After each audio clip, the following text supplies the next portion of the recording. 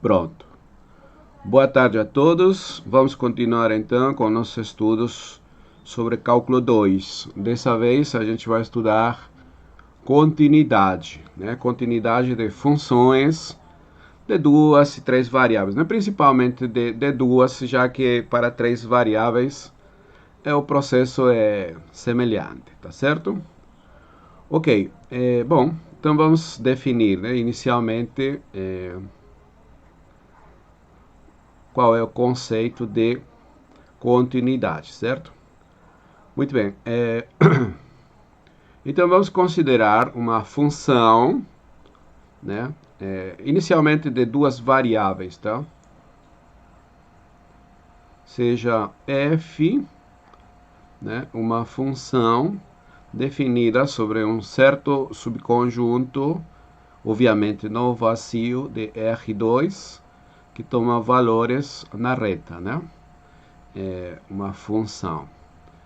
E vamos considerar um ponto que pertence ao domínio, tá?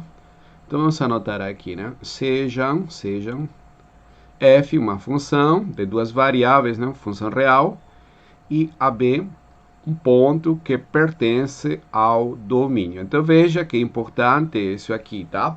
A gente está considerando um ponto do domínio. Esse D, lembre-se que representa o domínio da nossa função, tá? Então, por definição, a gente vai dizer que f é contínua nesse ponto, né? Vamos anotar aqui, né? F é contínua no ponto AB, tá? Se para todo epsilon maior que zero, que for dado, existe um delta, um número real positivo, que depende de epsilon, de forma tal que se xy é um ponto que pertence ao domínio, e além disso, fica a uma distância de AB menor que delta, o qual a gente já escreve dessa forma, né? X menos A ao quadrado mais Y menos B ao quadrado. Essa distância menor que delta. Então, f de xy fica a uma distância do ponto AB, né, de f em AB, aliás, né, menor que epsilon. Então, como aqui são números reais, essa distância, na verdade, ela é medida via o valor absoluto, tá? Então, esse negócio aqui, raiz de x menos a ao quadrado menos y menos b ao quadrado, em termos geométricos, significa a distância, tá certo? A distância de xy ao ponto AB, certo? Ou seja, que vai ficar dentro da bola aberta, centrada no ponto AB. Então, se você tem xy, que está no domínio, e além disso, fica uma distância menor que delta, então, sua correspondente imagem tem que ficar a uma distância menor que epsilon de quem? Do ponto F em AB. Esse aqui são números reais, portanto, aí a gente usa valor absoluto. Tá bom? Então, uma diferença importante com relação ao conceito de limite é a seguinte.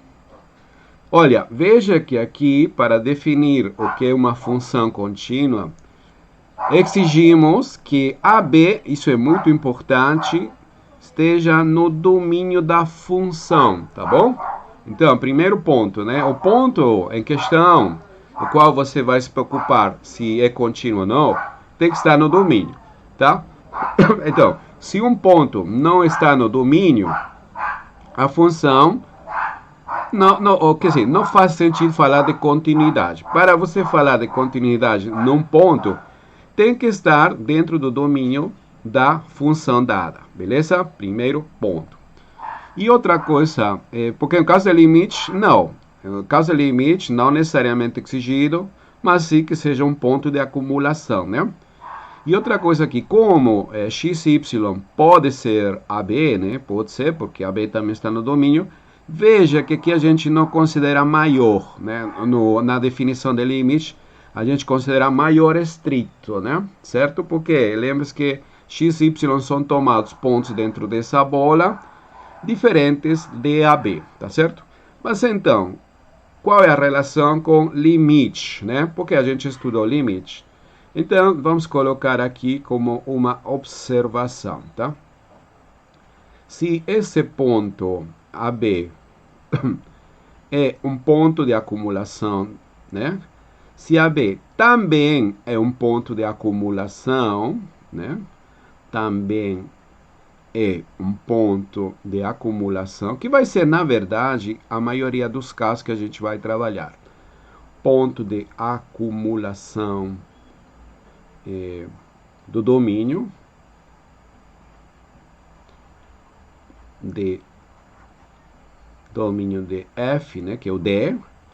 Então, dizer que uma função é contínua nesse ponto, né, significa a mesma coisa que o limite, quando x e y fica próximo de AB, é exatamente f em AB, tá? Isso aqui vai ficar registrado. Deixa aqui dar mais espaço. Então, f é contínua no ponto AB, se somente sim, né? Se e somente se, ou seja, é equivalente, né? Isso aí tem que ser interpretado como um negócio equivalente. Se somente se, limite, né?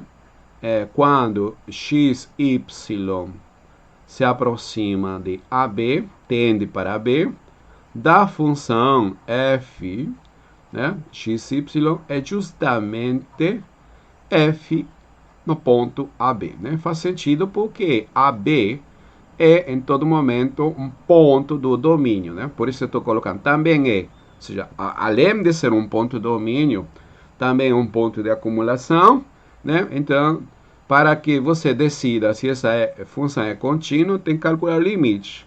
E o limite tem que ser f em AB, tá certo? Ok. E então, alguém pode perguntar, professor, o que acontece se AB não é um ponto de acumulação, né? Então, se AB não for um ponto de acumulação, a função é automaticamente contínua, tá? Não é um ponto de acumulação,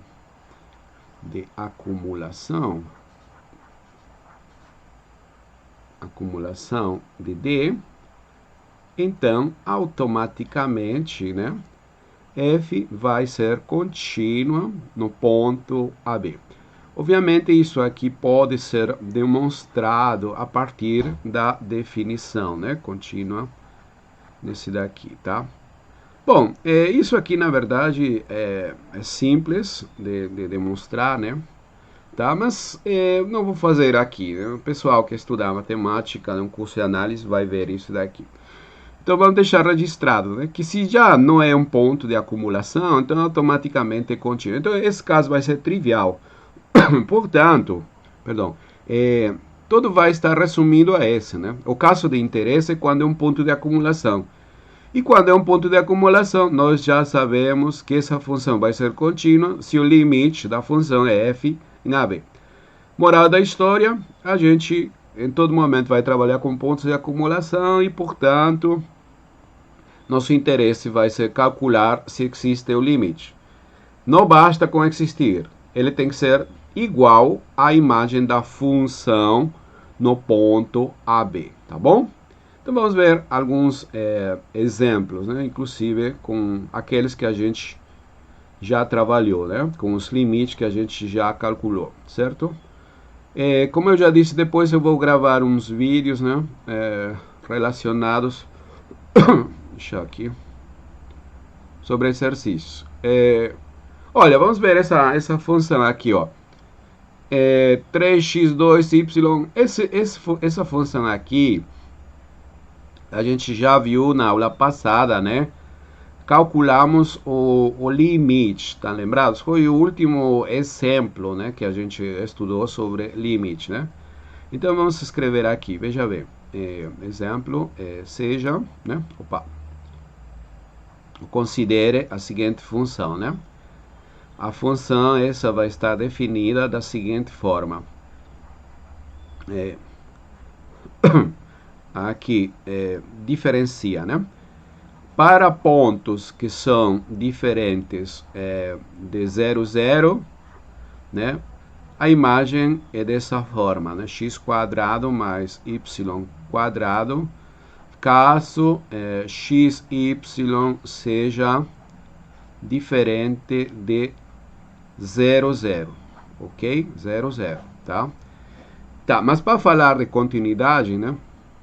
Eu quero falar de continuidade no ponto 0, 0. Então, quando x, y é justamente a origem, vamos definir a função como sendo 0, 0, tá? Então, já vimos, né, na aula passada. Antes disso, né, é importante aqui observar que o domínio de nossa função vai ser tudo R2, né? Tudo R2. É um pouco diferente aquele exemplo, né? Por quê? Porque no outro exemplo, a gente somente definiu isto. Se você define apenas com essa regra, obviamente x, y tem que ser diferente de 0, 0. Mas aqui, não? Nós, para completar, estamos dizendo, quando x, y é 0, 0, você está fazendo corresponder o ponto 0, tá bom? Ponto 0, tá? Então, o domínio passa a ser tudo R2, né? Em particular, 0, 0 é um ponto do domínio. Então, a pergunta é, será que essa função é contínua? Né? Então, olha, já vimos, agora sim, já vimos, né? Já vimos que o limite de essa função, quando x, y se aproxima de 0, 0, né? Quando você toma o limite, né, dessa função, quer dizer, você tem que analisar para os valores próximos de 0, 0. Seriam esses. Isto aqui, 3x² y dividido por x² mais y², isso aqui vale 0. Que justamente é a imagem, né? É a imagem, que isto aqui é justamente a imagem da função no ponto 0, 0. Portanto, a nossa função é contínua na origem, tá bom? F é contínua na origem, né? E alguém pode perguntar, professor, e nos outros pontos, será contínua? Vai ser. Justamente a gente vai formalizar isso via um teorema, né? Porque ela vai ser, por exemplo, para um ponto que seja diferente da origem. Para esses valores são dados por essa função aqui, uma função racional, que é um quociente de polinômios, né? Os polinômios, eles automaticamente serão contínuos. E então, um dos teoremas que a gente vai ver é que, no caso de funções racionais, ou seja, quocientes de polinômios, elas vão ser automaticamente contínuas em todos os pontos que não anulam o denominador. Então, quem anula o denominador aqui? O 0, 0. Então, esse caso tem que ser olhado, ou melhor, estudado, analisado isoladamente, né? Que já vimos, já é. E nos outros caras também, né? Nos outros caras não tem nenhum problema porque não anula. Então vai ser automaticamente contínua, tá? Então a gente vai ver. Vamos formalizar isso via um teorema, né? Porque alguém está perguntando, professor, não estou lembrando por que esse limite era 0, é 0. Olha, porque estão lembrados? Somente para lembrar aqui da última proposição de nossa aula, né? Embora a gente também demonstrou que isso aí é verdade usando a definição, né? Mas a gente, o que pode fazer aqui é escrever isto aqui como produto de duas funções, né? Vamos lembrar aqui. Olha, a gente pode escrever isto dessa forma. 3y por aqui, multiplicado por isto aqui, ó, x quadrado dividido por x quadrado mais y quadrado, né? E então você observa que essa função aqui, essa daqui que está em vermelho, né? Essa função aí, ela é limitada, né? X quadrado menor ou igual que x quadrado mais y quadrado. Esse denominador é maior, né? Ambas são quantidades positivas. Esse denominador é maior. Então, como isto daqui é limitado, né? Na verdade, um valor absoluto, né? Porque para falar de limitado, tem que ser assim, né? Mas isto aqui, como todo é positivo, fica dessa forma, né? Isto aqui, né? Já vimos que é menor ou igual a 1, né? Porque é o numerador menor ou igual que o denominador. E por outro lado, essa outra função, 3y, ela vai, obviamente, para 0, quando x e y se aproximam ambos de 0, 0. Né? Então, y em particular se aproxima de 0, x não interessa. Esse 3 também não, y vai para 0.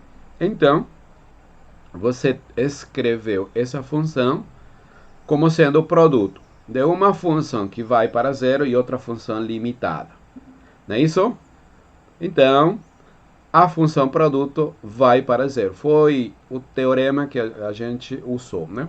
E também a gente fez isso daqui usando a definição de de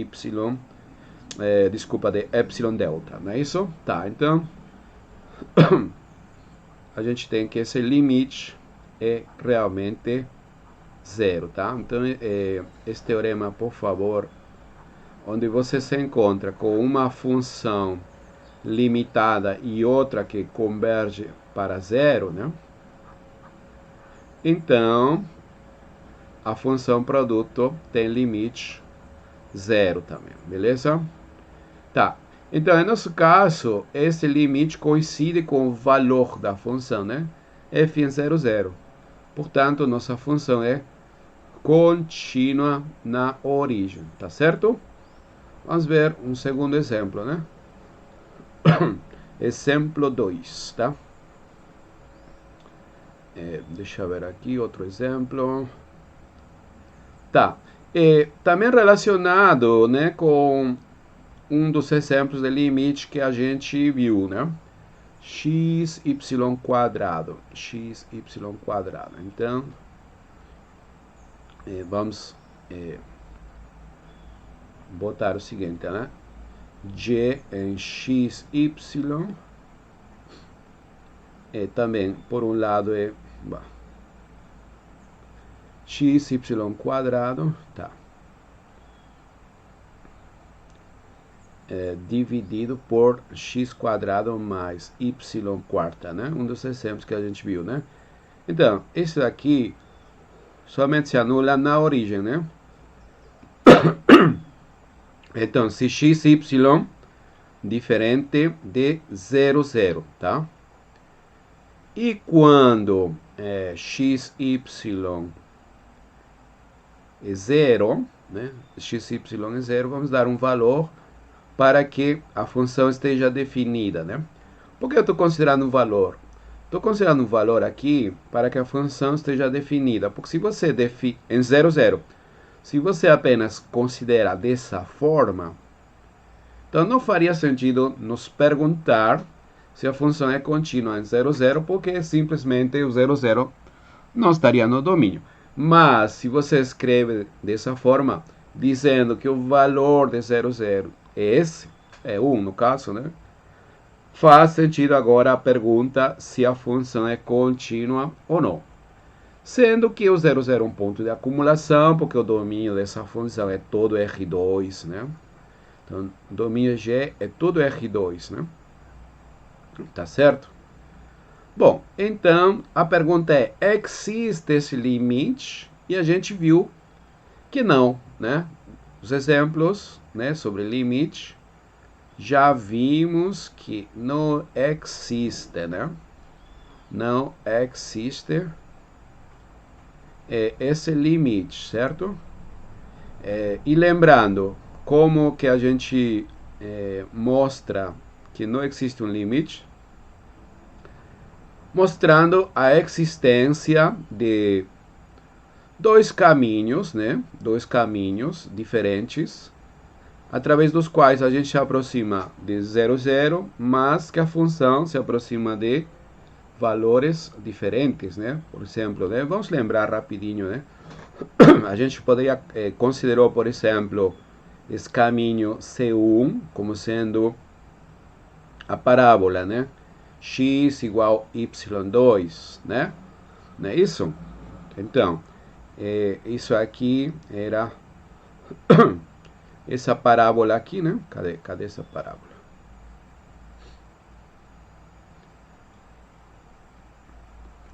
Tá, essa parábola, né? Porque x é um quadrado, então ela é maior ou igual a zero, né? Então ela se abre à direita, não é isso? Então esse daqui é meu caminho, né? Então a gente está se aproximando da origem. Cadê a origem? Está aqui, essa é a origem. E você está usando esse caminho para se aproximar, né?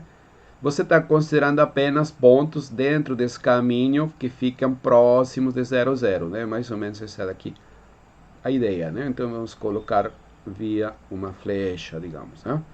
Pode ser por aqui, pode ser por aqui, tá? Bom, então, digamos, o que acontece para um ponto xy, né? Xy que está no caminho, né? Que pertence ao caminho 1, mas que não é 0, 0, né? Porque lembre-se que falar de limite, certo? Indica que você está somente se aproximando, né? Mas não considerando, tá? Até para que faça sentido essa função. Então, nesse ponto aqui, x, y está aqui, isto aqui pode ser escrito como sendo x é y2. Então, ele pode ser escrito como y2. Vou escrever melhor aqui. y2, y, é isso? Ok. Né? Com y é diferente de zero agora, né? Y diferente de zero. Dessa forma, você já está parametrizando essa curva, escrevendo em termos de um parâmetro somente, né? Tá? Então, como vai ser a função g nesses pontos? Estamos lembrando, né? Por favor, isso aqui a gente já viu, mas sempre é bom lembrar. G nesses pontos, né? Como é? X, y quadrado, né? Só que x é y quadrado, então vai ser y quadrado vezes y quadrado, tudo dividido por x2 mais y quarta, sendo que x é y2, né? Então vai ser y2 ao quadrado mais y quarta, não é isso? Isso aqui é y quarta dividido por duas vezes y quarta, né? Sendo que y é diferente de zero, isso aqui pode ser cortado e fica o meio. Então, isso obviamente converge, vai para o meio, né?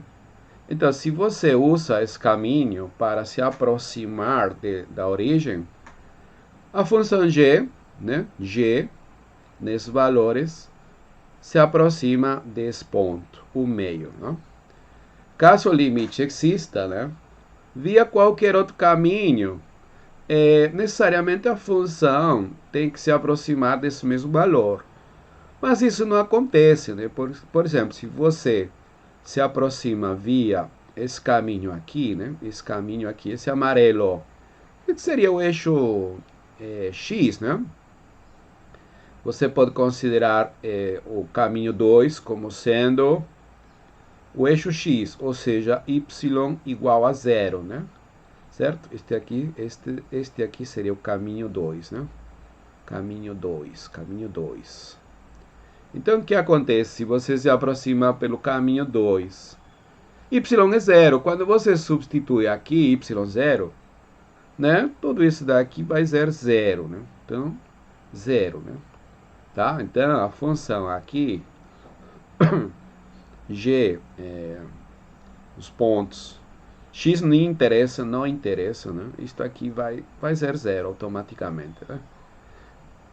Mas para que isso aí faça sentido, vamos considerar para x, y, que pertence a C2, né? Menos 0, 0, né? Tá? Antes de colocar isso daqui, deixa eu explicar de que se você está se aproximando por caminho C2, y é zero. Então, esse cara aqui é a mesma coisa que escrever x0. Mas, como x é 0 não pode ser 0, 0, então x necessariamente tem que ser diferente de 0, né? Geometricamente, você está se aproximando por aqui, né? Por esse caminho amarelo, né? Por esse caminho amarelo, né? Tá? Por aqui ou por aqui, digamos. À esquerda ou direita, né? Tá certo? Tá, mas qualquer que seja esse daí, qual é o valor? G em x0. Olha, vai ficar... Quem é G em x0? X, e aqui esse y é zero. Então vai ficar zero, e aqui dividido por x quadrado, porque y é zero, né? Tá certo? Então, isto aqui vai ser 0 dividido por x2. Isso aqui faz sentido porque x é diferente de zero. Por isso é importante, né? Então, você está dividindo 0 por um número diferente de zero. Então, esse é zero, né? Se isso aqui fosse zero, então aí seria indeterminado. Não é o caso. Então, isto aqui converge para zero, né? Portanto, você conseguiu dois caminhos diferentes e a função, via esse caminho, se aproxima de dois valores diferentes. Por isso, né? Estamos lembrando, esse limite não existe, tá? Esse limite não existe. E como esse limite não existe, a função não pode ser contínua em 0, 0. Porque 0, 0 é um ponto de acumulação, né? Se fosse contínua, o limite deveria existir e ser igual a 1. Então, veja, não interessa o valor que você coloque aqui. Eu posso considerar 1, posso considerar menos 1, posso colocar 2, qualquer valor que você quiser, que você colocar aqui, essa função não vai ser contínua em 0, 0, pelo simples fato de que o limite não existe. Tá? Para que a função seja contínua, o limite tem que existir e, além do mais, tem que ser igual a esse valor. Tá? Mas aqui, como já não existe, não interessa o valor que você coloque, essa função não pode ser contínua em 0, 0. Professor, e nos outros pontos? Nos outros pontos, sim. Por quê? Porque é uma função do tipo racional, né? Então, isso aí a gente vai formalizar já já como propriedades, né? Então, né? Conclusão do nosso exemplo, como não existe o limite, né? Não existe o limite da função g xy quando xy se aproxima da origem. Conclusão, então, g não pode ser contínua nesse ponto, na origem. Não é contínua. Então, veja, o problema de continuidade, né, se reduz a calcular limite, tá certo? Desde que o ponto em questão seja um ponto de acumulação. Mas se não for, automaticamente vai ser contínua, né? Pela observação que a gente já viu. Olha, aqui está esse teorema, né? Esse teorema, olha, tá lembrado se em cálculo 1 você tem um teorema semelhante, né? Se você tem, quer dizer, em cálculo 1, o professor falou o seguinte: se são dadas duas funções contínuas num ponto, a soma é contínua, a diferença é contínua, o produto também é contínuo, tá bom? E além do mais, o quociente dessas funções vai ser contínua, porém, desde que g no ponto AB, ou seja, o denominador, não se anule nesse ponto, tá? Então, se isso acontece, automaticamente o quociente também vai ser contínuo. Então, a mesma coisa acontece aqui, tá? Para funções de duas variáveis. Se você trabalha com funções de três variáveis, igual, a mesma história, tá bom? Então, vamos anotar aqui, sejam f, g, duas funções, né? Definidas em R2, mas isso aqui também vale para R3, né? Vale para Rn, na verdade, né? Inclusive, né, você vai ver outro tipo de funções que partem de um certo m aqui e vão para um n aqui. Então, qual a diferença? Que aqui você vai ter simplesmente funções coordenadas, componentes. Então, para analisar a continuidade, é suficiente que todas as componentes sejam contínuas, mas os componentes vão ser funções deste tipo. Então, por isso é muito importante entender o comportamento deste tipo de funções reais. Então, sejam f e g duas funções, certo? Duas funções que são contínuas num ponto do domínio, né? Lembre-se, por favor, para falar de continuidade, o ponto tem que estar no domínio. Se não está no domínio, tá? Não é contínua já, automaticamente, né? Contínuas em AB, né? Não faz nem sentido perguntar, tá bom? Bom, então, o que acontece? Então, vale o seguinte, né? Primeiro, a função soma dessas duas, né? F mais G, se você soma duas funções, essa também é contínua nesse ponto, tá? É contínua nesse ponto AB. Se você calcular a diferença das funções, também vai ser contínua no ponto AB, correto? Se você está interessado no produto, né? O produto FG, né? Também vai ser contínua em AB. Sabe por que é válido essas propriedades aqui? Porque temos um teorema semelhante para limite.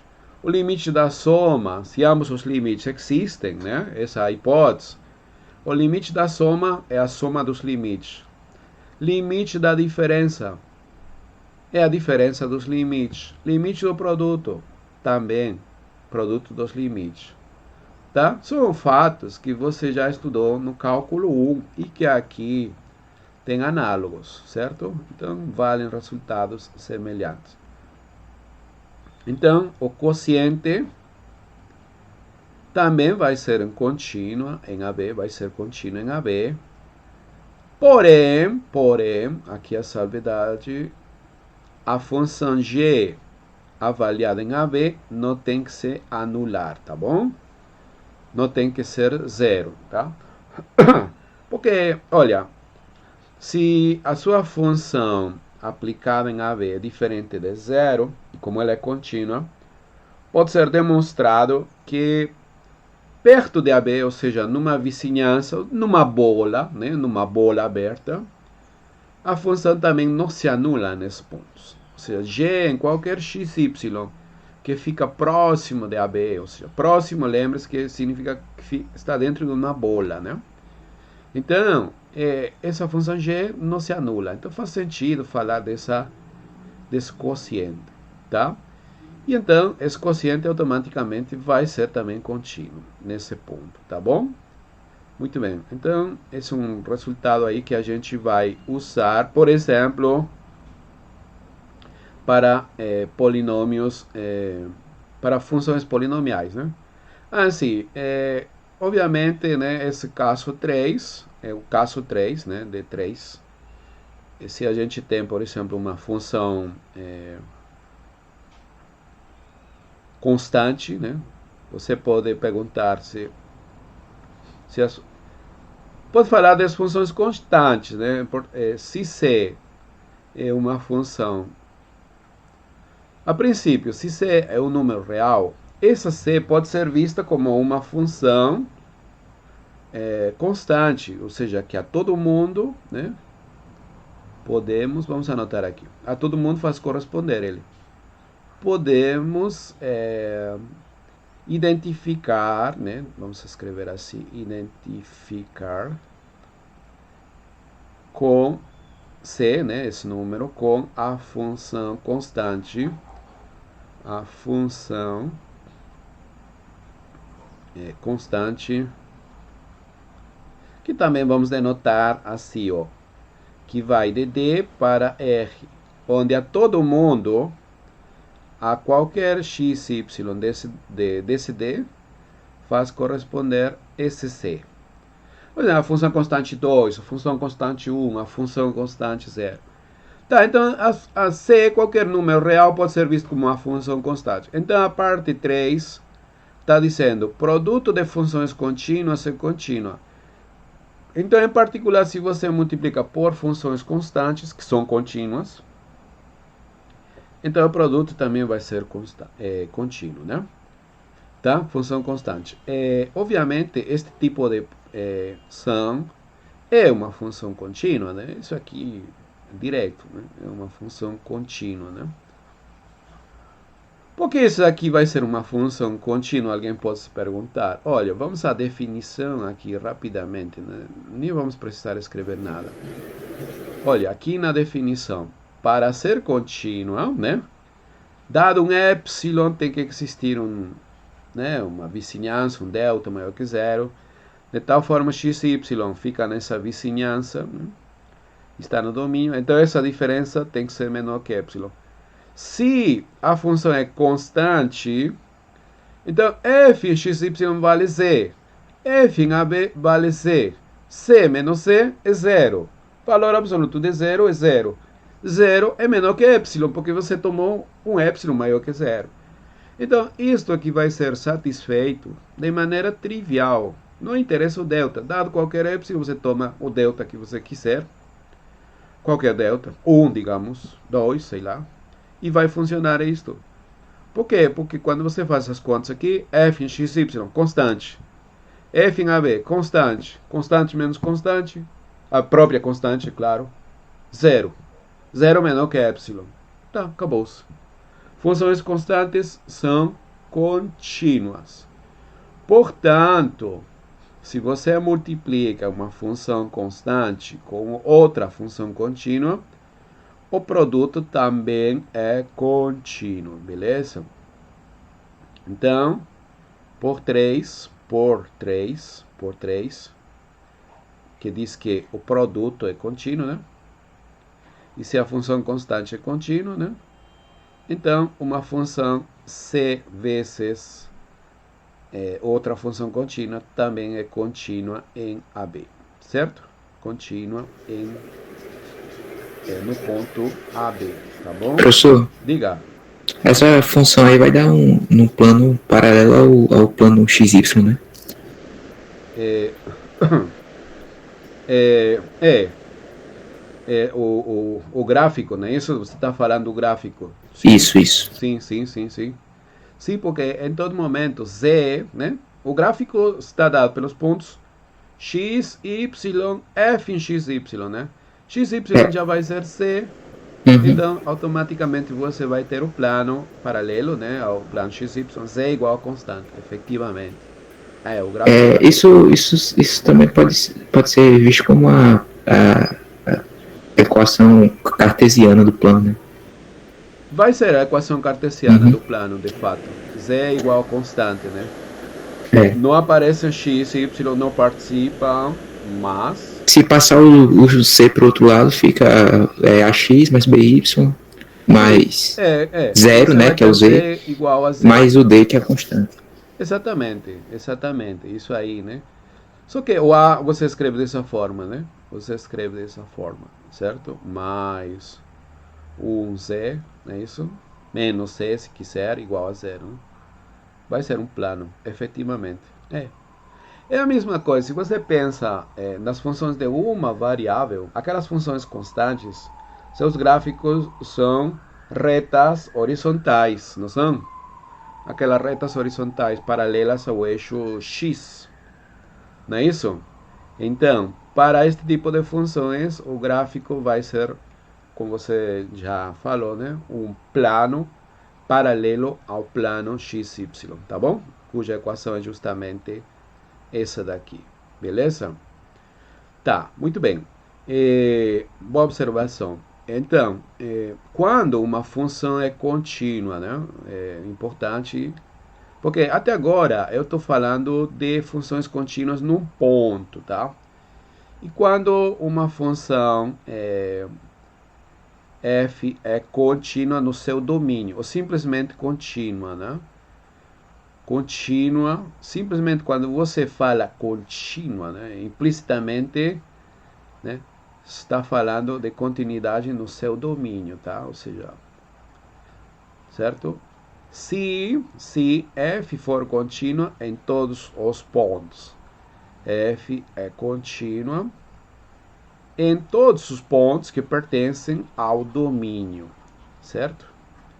Quando você simplesmente diz contínua, implicitamente significa que ela vai ser contínua em todos os pontos que estão no seu domínio, tá bom?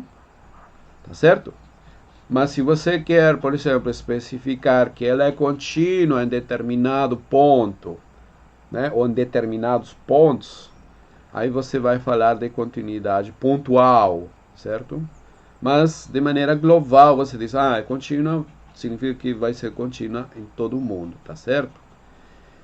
E então, esse teorema aqui, né, esse teorema aqui pode ser reinterpretado na linguagem da álgebra linear, né? Porque, lembre-se, na álgebra linear, você estuda os famosos espaços vetoriais, né? Aqueles conjuntos que têm duas operações, né? Uma delas a adição e outra delas a multiplicação por um escalar, não é isso? E aí, para ser um espaço vetorial, tem que satisfazer um monte de axiomas, uns 8 aí, né? Não vamos falar disso, né? Tá. Você está estudando álgebra linear, vai lembrar, certo? Uma das coisas, né, é que depois disso você fala dos subespaços, né? Por exemplo, subespaços, né? Então, para ser um subespaço, que se exige que esse subconjunto seja diferente do vazio e que seja fechado com relação à soma e o produto por um escalar. Então veja bem, se você trabalha com o conjunto de todas as funções, esse aí vai ser um subespaço. Desculpa, um espaço. E aqui você considera apenas essa parte que está dizendo soma é contínua. Soma de funções contínuas é contínua. Essa. Função contínua multiplicada por um escalar é contínua. Ah, tá. Isso significa que o conjunto formado pelas funções contínuas é um subespaço vetorial do conjunto das funções. Portanto, será um espaço vetorial, tá? Então, conjunto formado pelas funções contínuas é um espaço vetorial, tá certo? Tá? Um exemplo de um espaço vetorial, né? Agora, no primeiro curso de álgebra linear, ele é até citado como um exemplo, mas não é muito explorado, né? Por quê? Porque esses espaços são de dimensão infinita. E normalmente nos cursos de álgebra linear, os cursos iniciais, né, introdução, né, que a maioria de vocês cursa, né, normalmente se fala em dimensão finita, né, para explorar outros conceitos de bases, matrizes, transformações lineares, representação de uma transformação em termos matriciais, essas coisas, né? Certo? Mas isso daqui, né, é um exemplo, né, de espaço vetorial, porém, dimensão infinita, né? Tá bom? Muito bem. Exemplos, outros exemplos, né? Exemplos, então, exemplo 1, o exemplo 3, né, para continuar com essa sequência aqui. Olha, veja bem aqui, dentro do primeiro exemplo aqui, a gente viu, né, que ela era contínua em 0, 0, mas também vai ser contínua aqui, tá certo? Justamente pelo teorema. Essa função que figura no numerador vai ser um polinômio, tá? Um polinômio em duas variáveis. E os polinômios são funções contínuas. E o denominador também. Então, pela última parte nos teorema, esse quociente vai ser também desde que esse denominador não se anule. E aqui não se anula, somente se anula em 0, 0. Mas isoladamente a gente já viu que ela, né, é contínua em 0, 0. Portanto, moral da história, esta função é contínua em todo seu domínio, né? Vamos anotar aqui, né? Certo? Exemplo, então, essa função aqui, exemplo 3, né? Exemplo 3, aquela função do exemplo 1, né? Que esta daqui, né? 3x2y era dividido por x2 mais y2, quando x, y é diferente de 0, 0, né? 0, 0. E aqui é 0, né? Se x, y é 0, né? Então já vimos que ela é contínua na origem, justamente porque o limite desse negócio é 0. E nas outras, aqui vai ser contínua também, porque é um quociente de polinômios, tá? E esse polinômio somente se anula aqui, mas esses ficam aqui com essa restrição, então tranquilo. Então f é contínuo. F contínuo. Onde? Em R2. Seu domínio, né? Seu domínio, beleza? Então, polinômios, vamos anotar aqui, né? Se você se encontra com polinômios, né? Por exemplo, né? Polinômios em duas variáveis. Como vai ser um polinômio em duas variáveis, né? Como vai ser um polinômio assim, ó? Em geral, vai ser uma soma finita. Aqui vamos colocar uma soma finita, né? De combinações de números reais, né? Digamos, aqui vão aparecer números reais, A e J, e aqui vai aparecer alguma potência de X e alguma potência de J, né? Então, esse daqui são funções polinomiais, né? Funções polinomiais, né? Polinomiais em duas variáveis, não é isso? Funções polinomiais em duas variáveis. Então, automaticamente, esse daqui são contínuas, tá certo? Funções polinomiais são contínuas em R2, tá? Contínuas em R2. Digamos, professor, aqui é um exemplo, como que é isso, né? Tá, você, digamos, tem esse polinômio aqui, ó. 3x menos y2 mais x cubo y. 5, vamos colocar. Esse é um polinômio. Por que esse é um polinômio?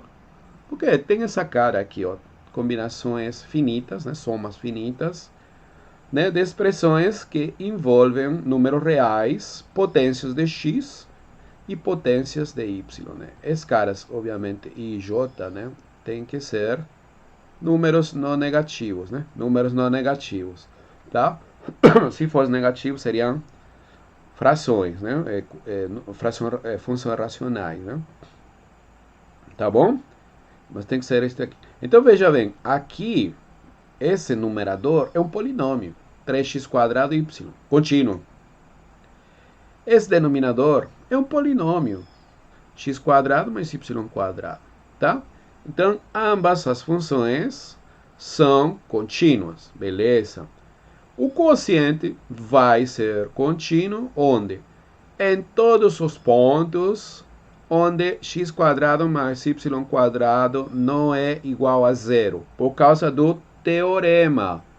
Esse teorema que garante que o quociente é contínuo se, em AB, né, se não se anula y, o denominador, nesse ponto.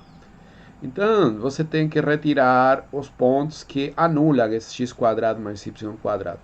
O único ponto que anula é o 0, 0. Tá. Então, essa função, essa que está aqui em cima, acima, aliás, ela é contínua, exceto no 0, 0. Mas, no 0, 0, que pertence a essa daqui, já vimos, né, que ela é contínua. Portanto, vai ser contínua globalmente em R2. Beleza? Que outro tipo de... se você, por exemplo, combina funções trigonométricas, né, que são contínuas, digamos, por exemplo, eu vou combinar logaritmo de x vezes o seno de y2, né, mais cosseno de x² menos y². Colocar aqui uma função, né, um pouco estranha, mas é um exemplo ao final.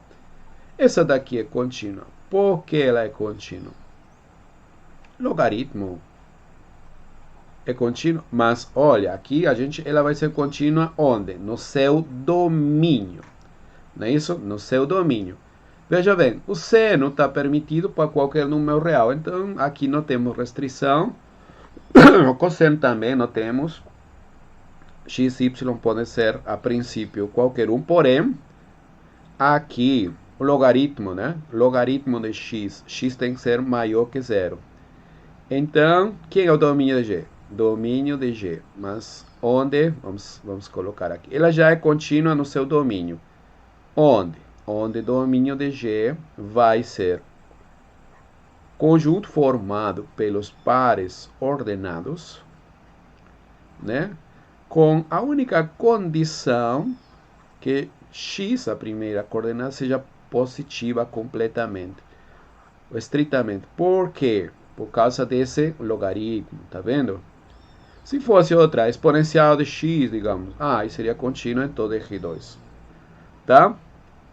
Bem, mas claro, para você falar disso daqui, primeiro precisa definir o domínio, né? Ou seja, explicitar o domínio. Uma vez explicitado, como o logaritmo é contínuo sem domínio, isto aqui é contínuo, então tudo isso vai ser contínuo, tá bom? É importante aqui, já para, inclusive, porque aqui eu estou multiplicando aqui, né? Mas, na verdade, aqui aparece uma composição, porque é a composição do seno com y², né? Y² é uma função e seno é outra. Então, para que tudo isso faça sentido, a gente está fazendo uma composição. Aqui também, x² menos y² é um polinômio. Tá, tudo bem. Aí, cosseno disso, você está fazendo uma composição. Então, quem garante que as composições são contínuas é um teorema, que vamos anotar aqui, né? Teorema. Vamos considerar aqui duas funções, sejam, digamos que a primeira, vou fazer um diagrama aqui, né? Aqui vai agir uma função que vai do domínio de f, vai para subconjunto de R2, né? Aqui eu vou via vou para R, né? Uma função f, e daqui de R vou para R, né? Pelo menos uma parte aqui, né? Aliás, aqui eu tenho que colocar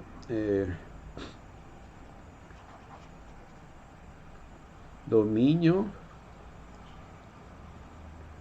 Olha, aqui vou considerar a imagem de f e vou exigir que a imagem de f esteja contido no domínio de g. Por quê? Porque para que você possa aplicar g em f, e isto aqui dentro de R, e aqui toma valores em R. Tá? Então eu tenho duas funções, né? Uma função é de duas variáveis, aquelas que a gente está trabalhando, com valores em R, essa f, né? E essa g é uma função tipo aquelas que você estuda em cálculo. Esse seria o cosseno, o logaritmo, né? Tá certo? Então, digamos que aqui você tem, se f é contínua, perdão, se f é contínua no ponto AB, é contínua no ponto AB, que pertence ao domínio da f, né, obviamente, e a função g é contínua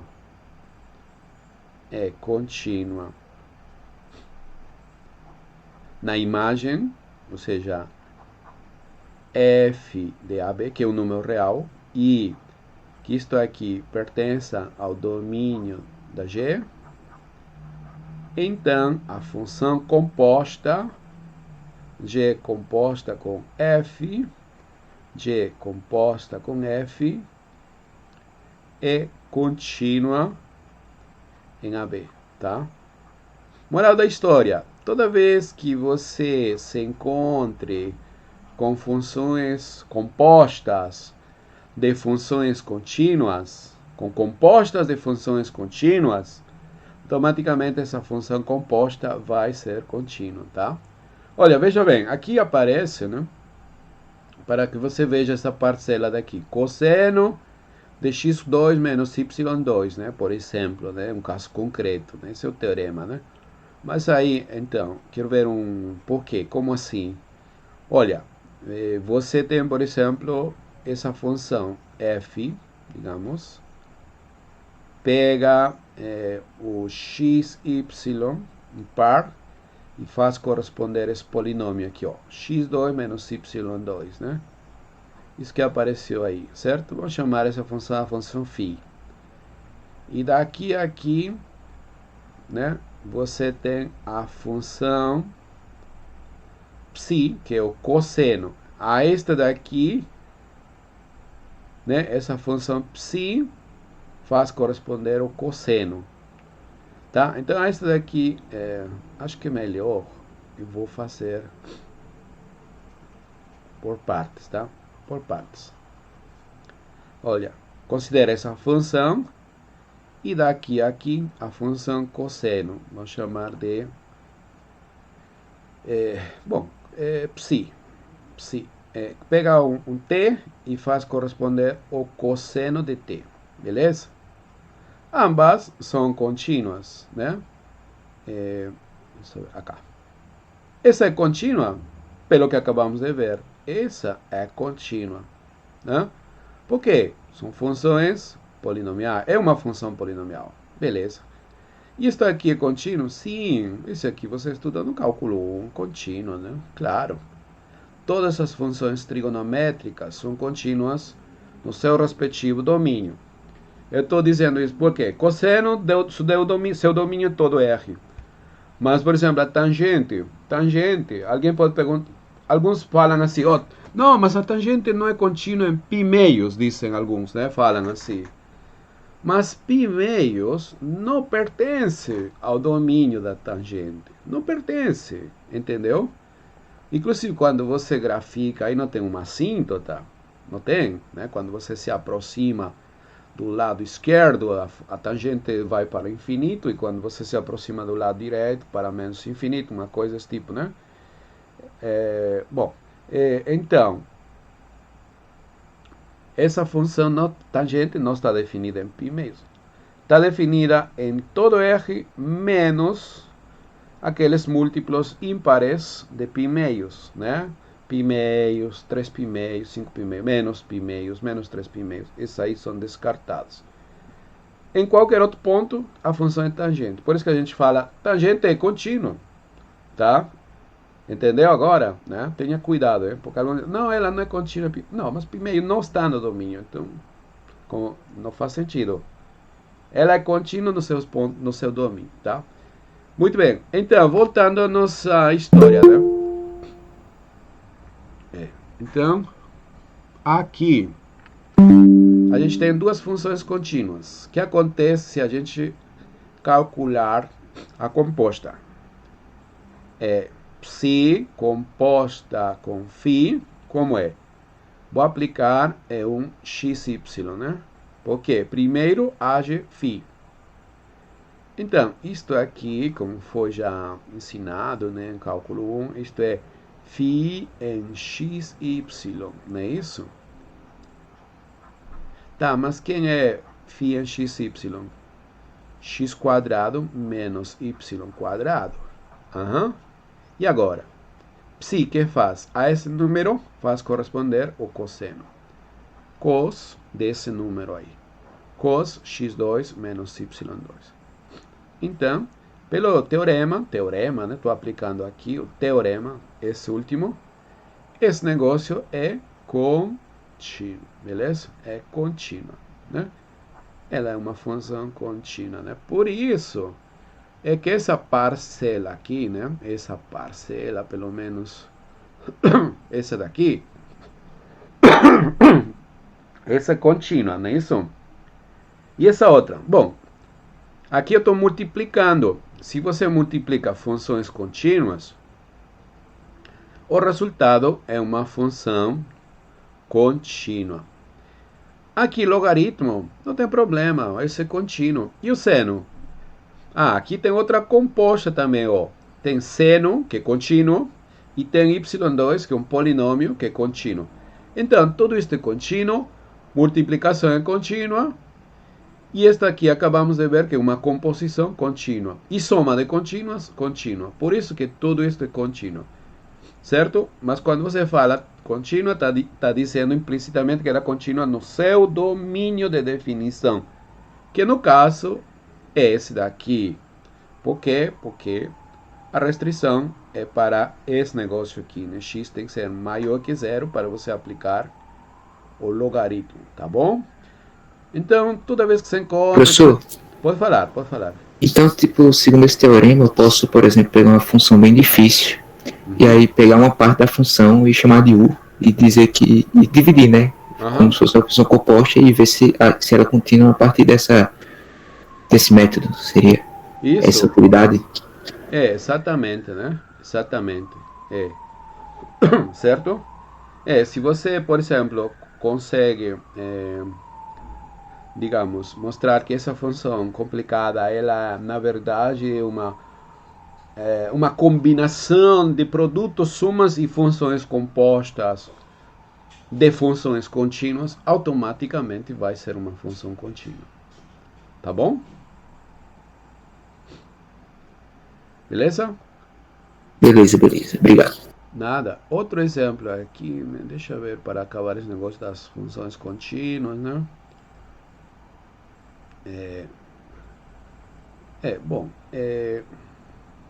Sim, esse daqui, x, y, sim, x, y, dá.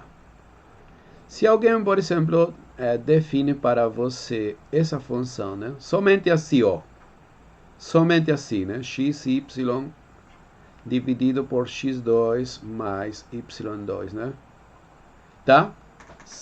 Digamos, ele coloca dessa forma, né? E claro, obviamente, isto aqui, para fazer sentido, né? Esse x, y não pode ser zero, né? Então, x, y... Aliás, vou colocar aqui. Se é dado dessa forma, né? Para fazer sentido, dessa forma, assim, nada aqui, por exemplo, abre uma chave, como no caso anterior, né? Onde a gente dizia para 0, 0, que não faz sentido aqui, é dado um valor. Se você observa essa função desse jeito, automaticamente você já sabe que o domínio dessa função é todo R2 menos 0, 0, né? Certo?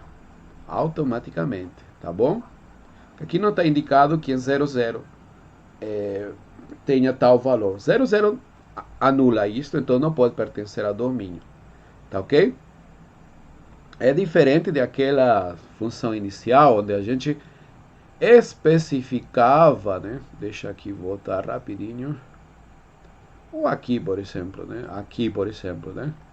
Tipo esta, né? Aqui, olha, está dizendo que o 00 tem um valor assinado. Então ele pertence ao domínio. Mas se somente fosse dado dessa forma, 00 não estaria no domínio. Tá? Então, por que isto aqui? Eu estou anotando isso aqui. Pelo seguinte,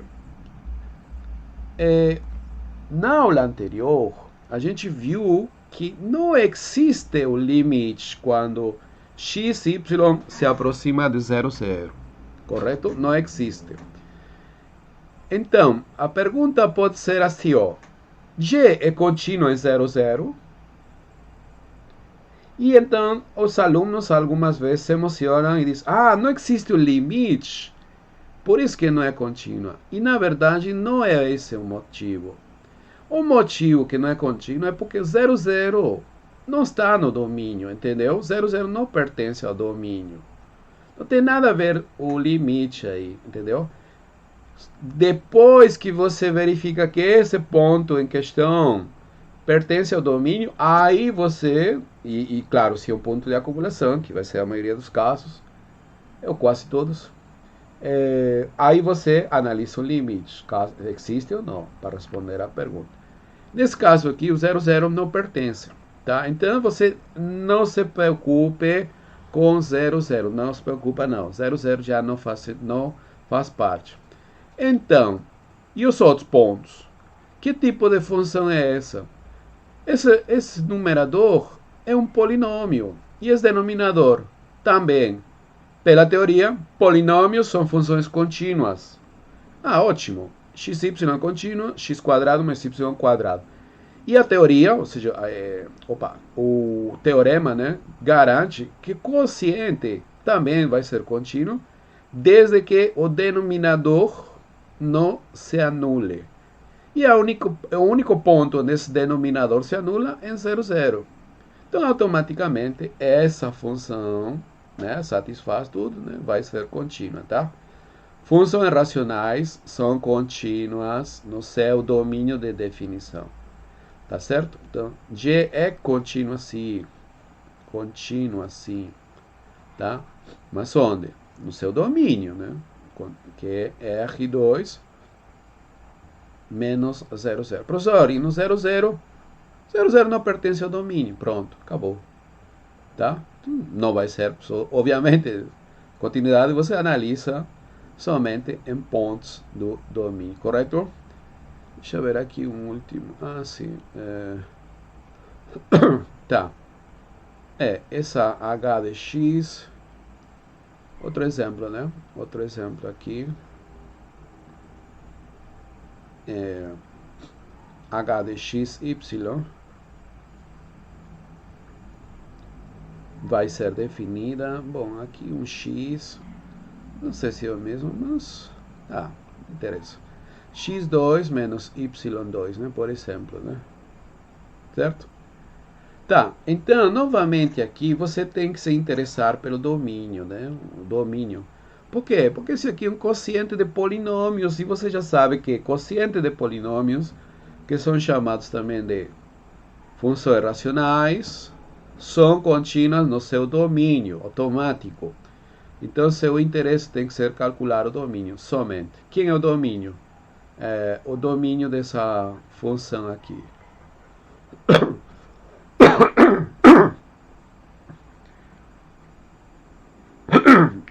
Domínio de H vai ser conjunto de pontos x, y que estão em R2 e que não anulam o denominador, né? Ou seja, x quadrado menos y quadrado tem que ser diferente de 0, tá bom? Então, automaticamente, né, H vai ser contínua no seu domínio, tá? Por quê? Porque, mais uma vez, é um quociente de duas funções contínuas, tá?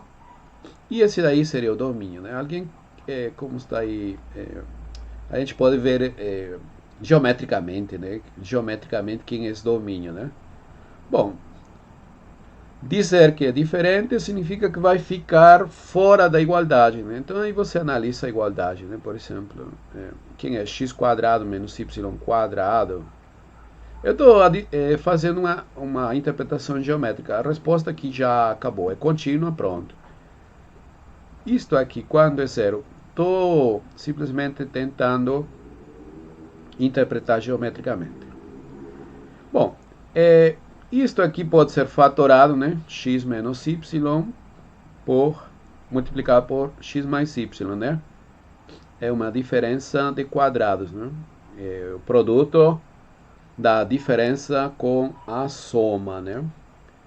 Então, isso é verdade se somente se x menos y é zero, ou, esse significa ou, né? X mais y é zero, né?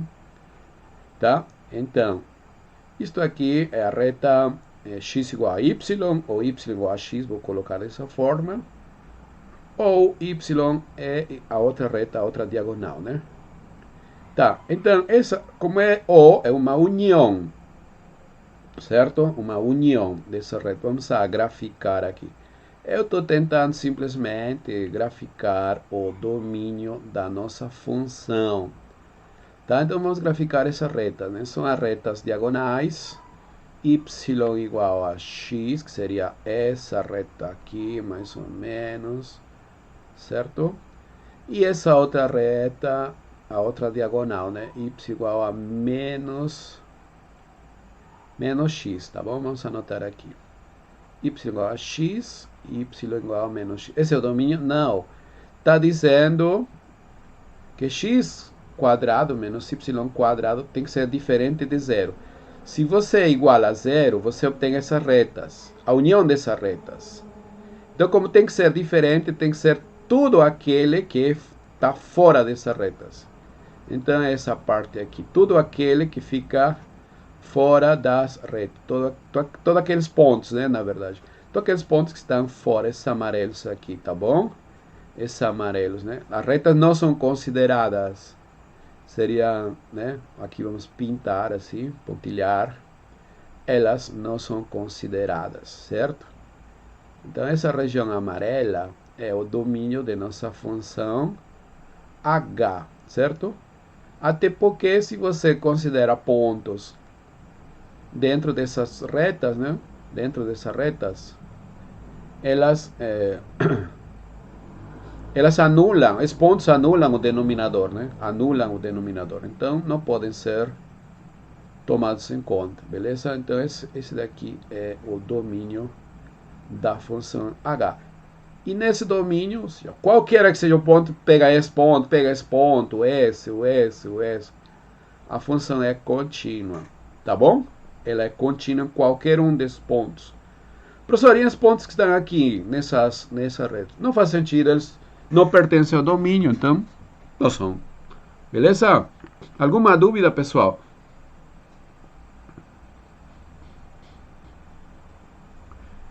Certo. Vamos falar já sobre derivadas parciais. Beleza? Alguma dúvida?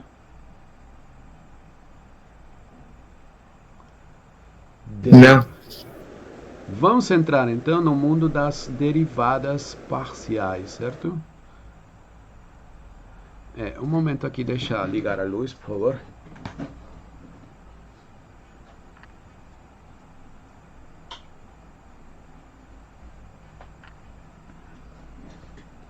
Tá. Bom, para falar de derivadas parciais, né? Vamos precisar da noção de conjunto aberto. Tá? Então, vamos definir primeiro o que é um conjunto aberto. Tá certo? Definição. Então, vamos trabalhar em R2, né? E depois a gente trabalha em R3. O método vai ser semelhante. Então, se você entende bem com duas variáveis, né? Então, você vai entender perfeitamente o caso de 3 mais variáveis. Seja U um subconjunto de R2, tá certo? No vazio, Tá? Eu vou resumir dessa forma, né? U, diferente do vazio, né? Subconjunto de R2. Então, dizemos que U é aberto, é um conjunto aberto, né? Melhor vou anotar assim, um conjunto aberto. Que isto daqui é um conjunto aberto, né?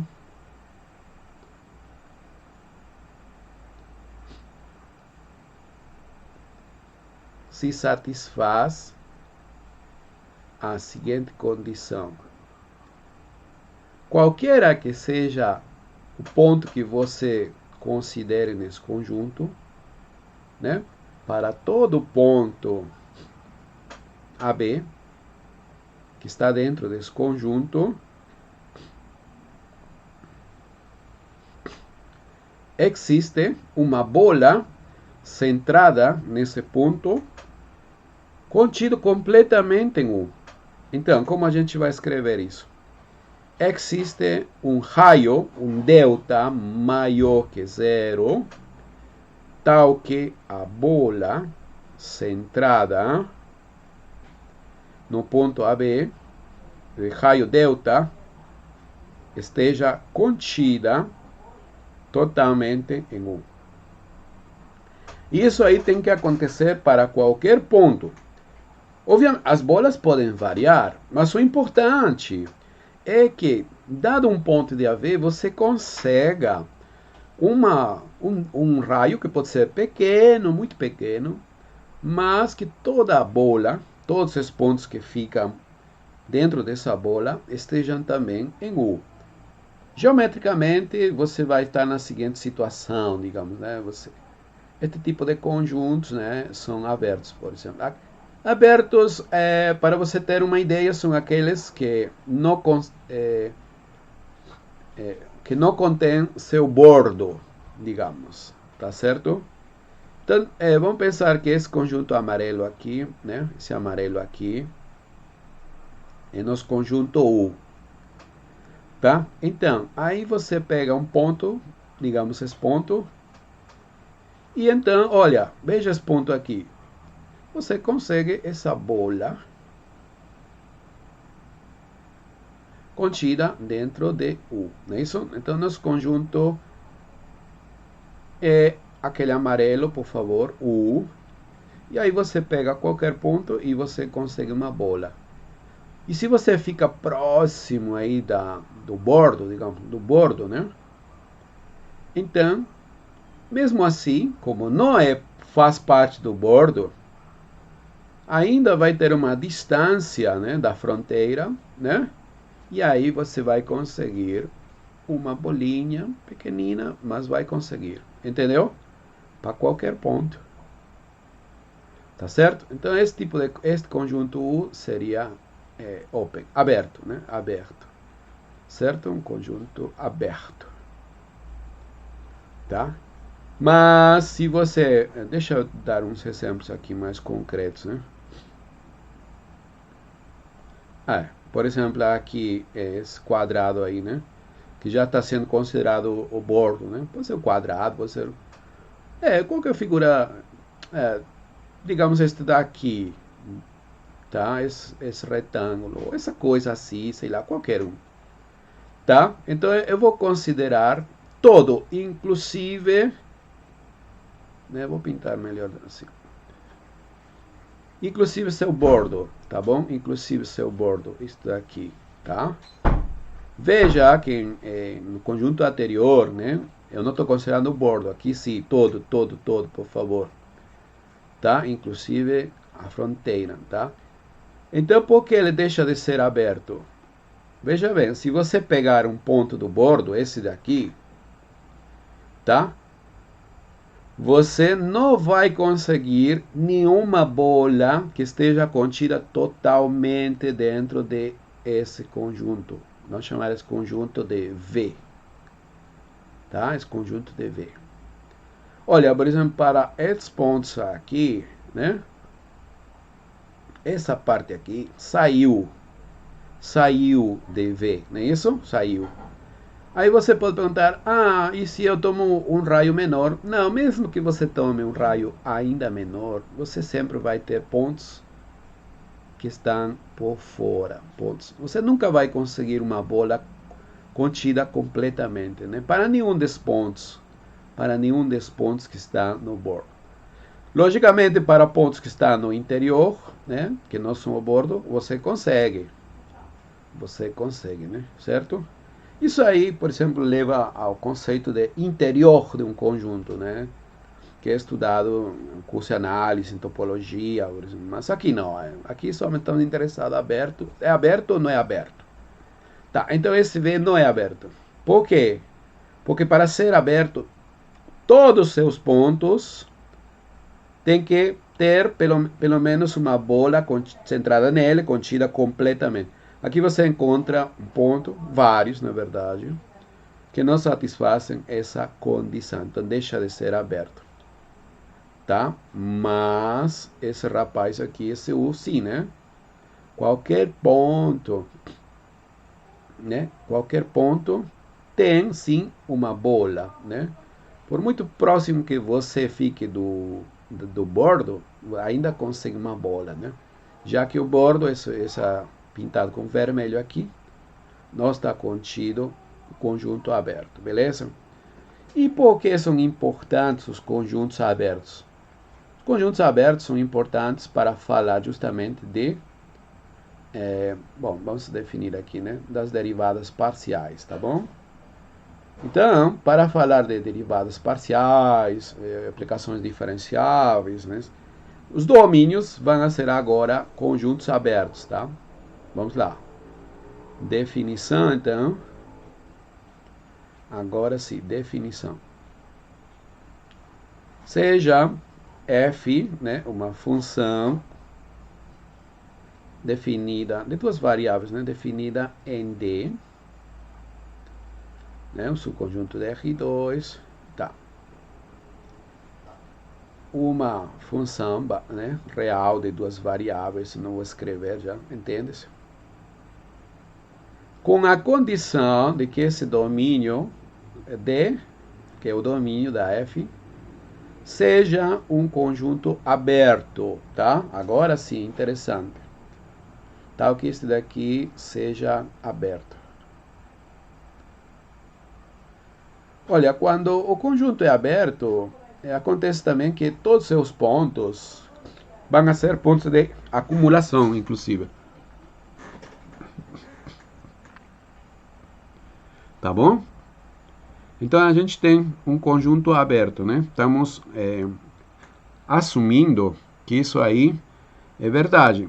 Antes, né, quando a gente falava de domínios, não estávamos preocupados.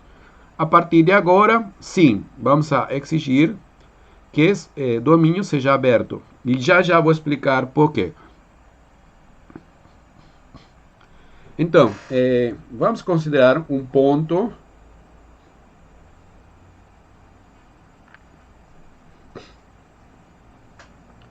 AB que pertence ao D, tá bom? Um ponto, né? Um ponto do domínio. Então, por definição, a derivada parcial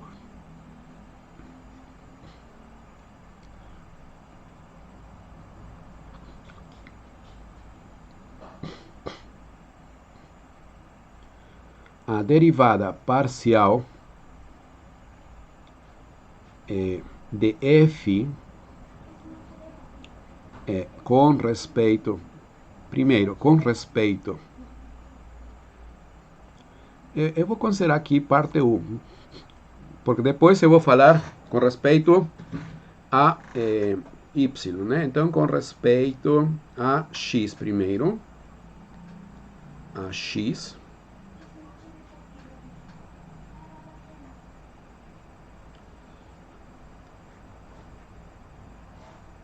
certo? É o seguinte limite. Quer dizer, é dada pelo seguinte limite, caso exista, né? Caso exista esse limite aqui.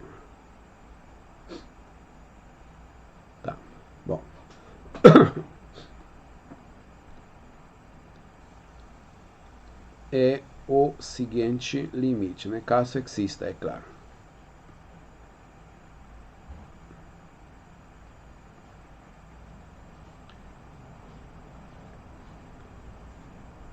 Que limite é esse? Caso exista. Olha, primeira coisa, a notação a gente usa a seguinte, assim, ó, né? Lembra-se que quando você trabalha com derivadas, né, em cálculo 1, você usa essa D assim, não é isso? A derivada da f com relação a x, né? Ou esse daqui, algumas vezes a gente usa f' x, tá certo?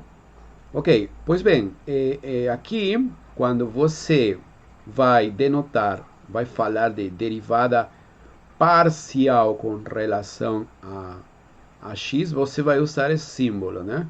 Já não vai ser aquela D, vai ser este símbolo aqui, tá bom? Este, tá certo? Vamos anotar aqui bonitinho, esse símbolo aqui, né? Como a gente vai definir inicialmente com relação a x, né? Você vai escrever assim, tá? Outra coisa aqui, a derivada com respeito a x é o seguinte limite, aqui faltou anotar, desculpem, no ponto AB, né? Deixa eu apagar aqui melhor para, desculpa, no ponto AB, né?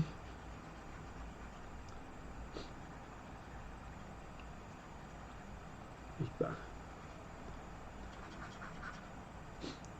Não está apagando? Deixa eu ver se eu considerei.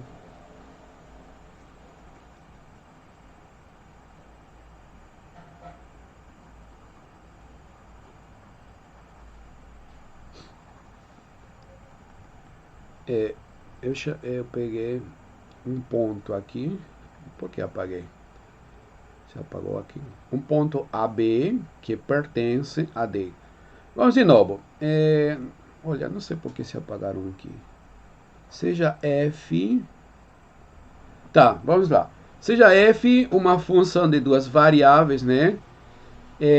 Tal que D, que é o domínio da função, é um conjunto aberto, não é isso? E estamos considerando um ponto AB que pertence ao domínio, tá? Então, a derivada parcial, né, de f, a derivada parcial de f com respeito a b no ponto, aqui eu teria que escrever a derivada parcial de f com respeito a x no ponto AB, certo? E o seguinte limite, né? É o limite, caso exista, né? Que limite é esse daqui? Tá? Caso exista, tá? É o limite, dois pontos. Esse daqui. Agora sim, vamos anotar, né? Que limite? Primeiro, com relação à notação, né? Certo? Porque eu vou falar primeiro derivada com relação a x. Aqui vou colocar x. Como estamos interessados no ponto AB, tá? No ponto AB, isto aqui por definição vai ser o seguinte limite. Olha, aqui você vai considerar um quociente de uma diferença bem semelhante àquela que você trabalha no cálculo 1, tá? Mas aqui vai ser A mais TB menos, já vamos explicar o que está acontecendo, AB dividido por T, quando T vai para zero, tá? Então, esse limite, né? Caso exista, é claro, né? Caso exista. Nem sempre isso aí vai existir. Então, você vai falar de derivada parcial se esse limite existe, e isso aí vai ser justamente a derivada parcial da f com relação a x no ponto AB. Tá bom? Já já vou explicar geometricamente o que está acontecendo aqui, não se preocupem. Da mesma forma, né, vamos... Opa, porque aqui... segunda parte. Esse aqui eu tenho que apagar. Ainda não vou falar disso, né? Tá. Vamos definir agora a noção de derivada parcial, né, no mesmo ponto com relação a y. Então, a derivada parcial, né? Eu escrevi parcial aqui? Sim. Parcial de f. A derivada parcial de f com respeito, agora respeito a y, por favor, a y, né? A y no ponto AB, né? No ponto AB vai ser dada por um limite também.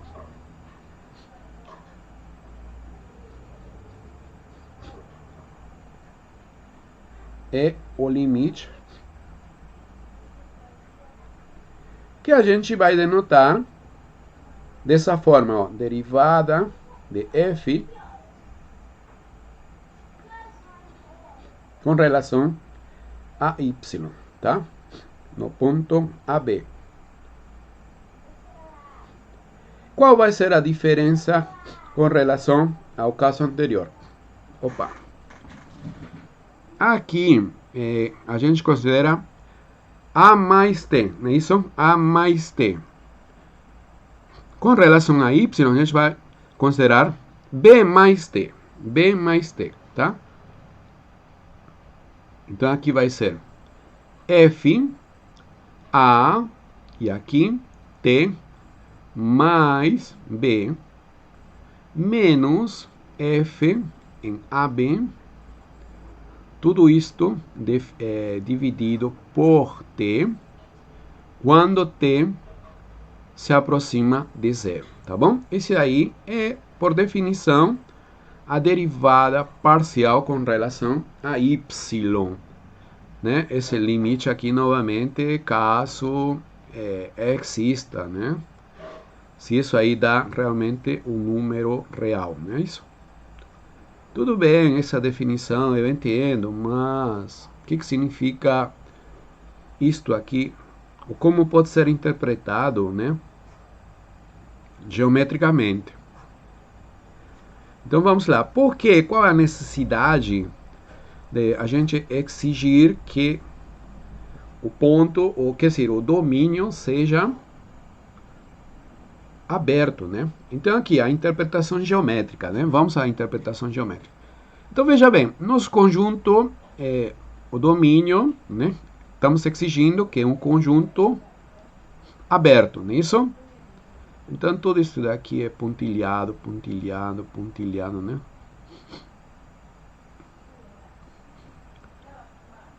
Tá? Isto é pontilhado, por favor, pontilhado, não é isso? Esse é nosso domínio, né? O D. Beleza? Então, você pegou um ponto aí, né? Um ponto AB, não é isso?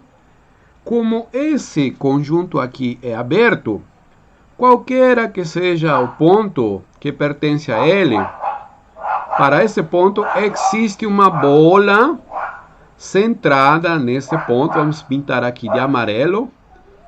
Existe essa bola aqui, ó. Vamos pintar essa bolinha aqui de amarelo, né? Uma bola que está completamente contida dentro de nosso conjunto, dentro de nosso domínio, correto? Por definição de aberto, ok?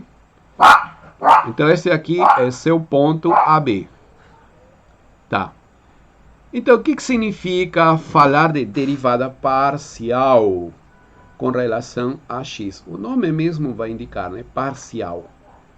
Você vai se importar com o comportamento, né, perto desse ponto, mas na linha horizontal que passa por esse ponto. Ou seja, veja bem aqui, como isto aqui é uma bola completamente centrada, né? Então, esse segmento aqui horizontal, esse daqui, né? Esse pequeno segmento está completamente... Opa, aí tá feio aí. É melhor deixar anotar aqui com isso. Esse segmento, esse segmento horizontal aqui, está contido completamente, né? Por exemplo, se esse raio aqui é delta, né? Você pode considerar um segmento centrado aqui de diâmetro delta, ou seja, raio delta meios, e vai estar contido completamente, tá bom? Então, você vai se interessar apenas nos pontos que estão variando dentro desse segmento, apenas neles, tá certo?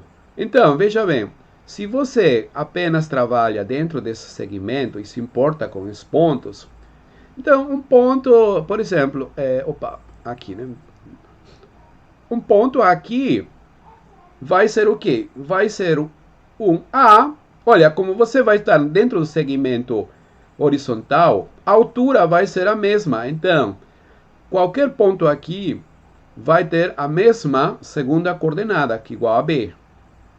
E então, esse ponto aqui seria da forma A mais um pequeno deslocamento T, digamos, T. Caso T seja positivo, né? Isso aqui, para um T pequeno, para um T, digamos, para um T, por exemplo, que seja pequeno, o que significa T pequeno? Menor que o raio delta, né? Ou seja, T pode ser positivo ou negativo. Você vai ter que A mais T, B, vai estar ainda dentro dessa bola. Vai estar dentro dessa bola, né? Geometricamente você vê. Claro, se você calcular a distância, vai ser igual a T, em valor absoluto menor que delta, então está aqui. E como esse daqui está dentro do domínio, então faz sentido isto aqui, F A mais T menos B. Isso é importante porque se isto aqui não acontecesse, isto aqui não faria sentido, não existe. Para você aplicar F, esses pontos têm que estar no domínio. Imagine você está trabalhando em aquele quadrado, lembra? Com bordo fechado. E você está interessado na derivada parcial nesse ponto, por exemplo. Como é que você vai trabalhar ao longo desse segmento, né? Claro, você para este lado aqui, tudo bem, aqui não tem problema, porque faz parte do domínio. Mas esses caras que estão aqui, esses caras aqui, já ficam fora do domínio, entendeu? Porque não é aberto. Por isso que é importante que seja aberto, entendeu? Tá, muito bem. E então, você pode calcular a diferença, né? Essa A mais T menos B, essa diferença, né? Dividir por T. E isto aqui é calcular o limite. Mas isso ainda tem outro significado ainda melhor, né? Olha, então novamente continuando com esse domínio, né? Primeira coisa que tem que ser bem entendida é que, como é aberto, você já pode se aproximar desses pontos através de um segmento vertical. Então, quando você deriva parcialmente com relação a x, está interessado apenas nos pontos x e y que ficam próximos de AB, variando dentro desse segmento horizontal. E para ver isso, basta somar uma quantidade positiva ou negativa, né, para ficar à direita ou à esquerda, respectivamente, do AB. B não varia, tá bom? Então, o que acontece? Vou chamar a esse segmento, da reta Vou chamar da reta L1. Que tal? Vamos chamar de L1. Segmento, né? L1. Tá bem? Ok. Nós sabemos que o gráfico de uma função de duas variáveis, né? É uma superfície, não é isso? Que mora em R3, não é isso? Então vamos pensar aqui, vamos interpretar, né? O que está acontecendo. Então vamos supor que esse daqui é x, y, z, né? Ter uma ideia x, y, z, não é isso? Ok, esse domínio aberto aqui, esse daqui, esse vermelho, vamos olhar aqui, tá certo? Vamos olhar, então vamos supor que esse cara aqui, tá bom? Esse cara aqui, tá? Vamos supor, né? Esse é o domínio, né? Que é aberto, não é isso? Por favor, em todo momento aberto. E nosso pontinho em questão é esse daqui, né? Esse pontinho aqui. E eu vou analisar no segmento. Olha, aqui era horizontal, mas aqui é horizontal porque aqui eu estou olhando os eixos x e y dessa forma, né? Opa, melhor apagar isso. Olha, com isto. Aqui eu estou analisando assim, como se esse fosse meu y e este daqui meu x, tá bom? Por isso que eu falei de horizontal, não é isso? Falei de horizontal porque eu estou vendo aqui apenas no plano x, y, né? Nesse quadro, nesse plano cartesiano aí, tá? Então por isso que eu disse horizontal. Então, em outras palavras, né? Para poder reinterpretar, esse segmento vai ser paralelo ao eixo x, correto? L1 paralelo ao eixo x, não é isso? Ok, então como vai ser olhado aqui? Esse segmento seria este aqui. Paralelo ao eixo x seria este cara aqui, não é isso? Esse segmento aqui, tá bom? Tá meio feinho, né? Esse segmento aqui. Beleza? Então, estou aí. Então, eu estou interessado, né, nos pontos que estão por aqui, variando nesse segmento, né? Certo? Nesse segmento, tá? Estou numa vizinhança de AB, mas nesse segmento aqui exatamente, né, que é paralelo ao eixo X, ok? E a esse segmento nós chamamos da reta L1, não é isso? Ok, eu falei do gráfico, né? Digamos que o gráfico dessa função aqui, né, é essa superfície aí, tá certo? Essa superfície, vamos supor que essa é a superfície, né? Obviamente, quando você projeta, né, sobre o plano XY, o resultado vai ser esse domínio, né? Vamos supor que esse é o gráfico, né? Este rapaz aqui, esse é o gráfico da nossa função f, correto? Isso aí já está em 3 dimensões. Então, veja bem, quando você calcula f em AB, vai ter esse ponto, digamos.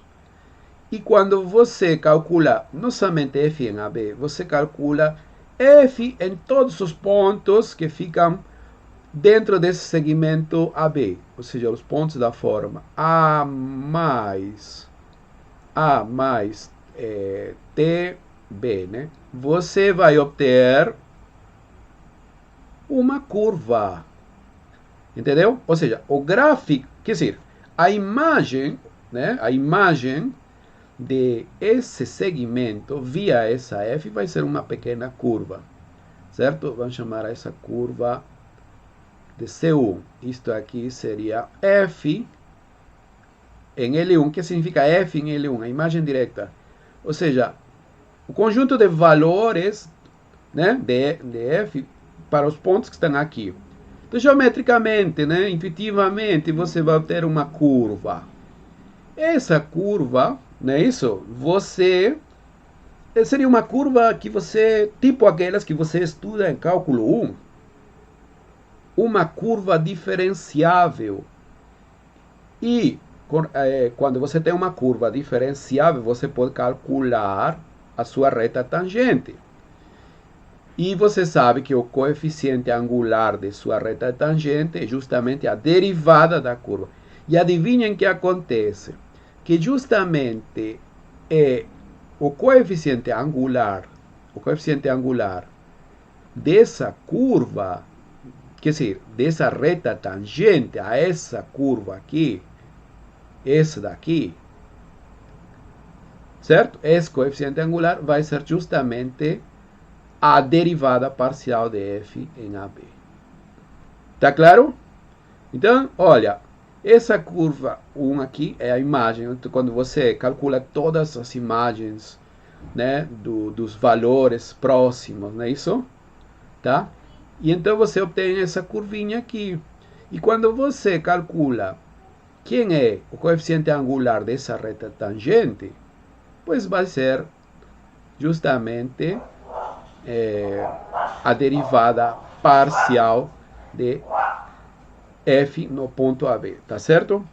E aí então, essa interpretação com relação a x. E agora, interpretar com relação a y é totalmente análogo. Só que você tem que considerar agora segmentos, né? Nesse caso aqui, verticais. Se você olha no plano XY, esses segmentos verticais, vou chamar esse segmento aqui de L2, não é isso? L2. Este aqui seria L2. Esse L2 é um segmento paralelo ao eixo Y, né? Esse L2 vai ser paralelo ao eixo Y. E como vai ser um cara aqui? Como vai ser um cara aqui? Um rapaz qualquer aqui. Olha, todas as abscissas aqui vão ser as mesmas, iguais a A, porque é uma reta vertical, segmento vertical. Então, A não muda. Quem muda aqui? B. B muda. Então, esse ponto aqui, que forma vai ter? Vai ter A, digamos, B mais alguma coisa. B mais um T, que não é o mesmo T de aqui, um H, digamos, né? Um H. Tá bom? Certo? Então, derivar parcialmente é simplesmente restringir, com relação a y, restringir o domínio para esse segmento horizontal, paralelo ao eixo y, né? E calcular a derivada, como você sabe. Ou seja, manter A fixo, certo? E se aproximar por cima ou por baixo. Ou seja, via B mais H, né? Entendeu? E geometricamente, aqui, você vai ter... Opa, que é isto? Que é isto? Tá. Então, geometricamente, né? Aqui você vai ter, então, esse segmento L2, que vai ser paralelo, nesse caso aqui, este aqui ao eixo Y, né? Certo? Este aqui seria nosso L2. Da mesma forma, você pode calcular a curva 2, que seria a imagem via F de C2, conjunto de pontos que variam aqui nesse segmento, né? Isso aí vai originar uma curva também, outra curva, né? Outra curva, tá? E então, a reta tangente a essa outra curva, né? A essa outra curva aí, certo? O coeficiente angular dessa outra reta tangente vai estar dada justamente pela derivada parcial com relação a y. Tá bom? Essa é a interpretação geométrica das derivadas parciais, né? Então, inicialmente, derivadas parciais são limites. Você tem que calcular limites. Olha, como é a derivada parcial com relação a x, tá? Esse limite aqui, quando t vai para zero, alguns autores colocam h, pode colocar qualquer letra aqui, né? Que vai para zero. F em a mais t. Está indicando, veja bem, que b está fixo, porque você está trabalhando na reta horizontal, né? Na mesma altura, b. Quem varia é este cara aqui. É a mesma coisa que, lembra-se, se você esquece do B, né? seria aquela definição de derivada que você estuda no cálculo 1. Entendeu? Essa é a derivada com relação a x e a derivada com relação a y, também o limite.